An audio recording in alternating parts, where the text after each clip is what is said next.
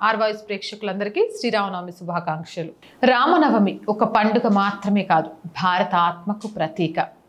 శ్రీరామనవమి హిందూ సాంప్రదాయంలో అత్యంత ప్రాముఖ్యమైన పండుగల్లో ఒకటి.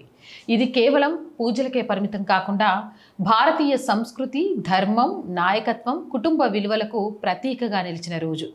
శ్రీరామనవమి అంటే శ్రీరాముడు జన్మించిన రోజు. త్రేతాయుగంలో ధర్మాన్ని స్థాపించేందుకు జన్మించిన అవతారం.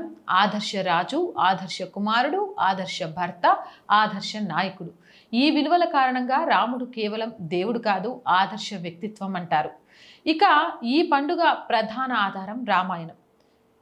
శ్రీరామనవమి పండుగకు రాజకీయ, సామాజిక ప్రాముఖ్యత కూడా ఉంది. రామరాజ్యం మంచి పాలనకు ప్రతీక. న్యాయం, ధర్మం, ప్రజల సంక్షేమం, అవినీతి లేని పాలన భావన.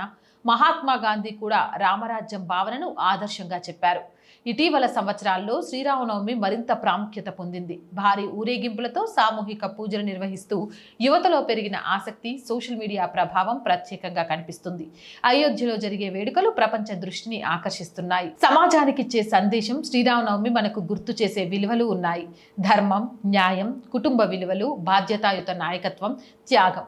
ఇటీవల కాలంలో సంస్కృతి పునరుద్ధరణ, చారిత్రక చర్చలు, యువతలో ధార్మిక ఆసక్తి పెరుగుదల ఇవి శ్రీరామనవమి ప్రాముఖ్యతను మరింత పెంచాయి. రామనవమి కేవలం పండుగ కాదు, ధర్మానికి ప్రతీక, ఆదర్శ జీవన విధానానికి మార్గదర్శి, భారతీయ సంస్కృతి గుర్తు.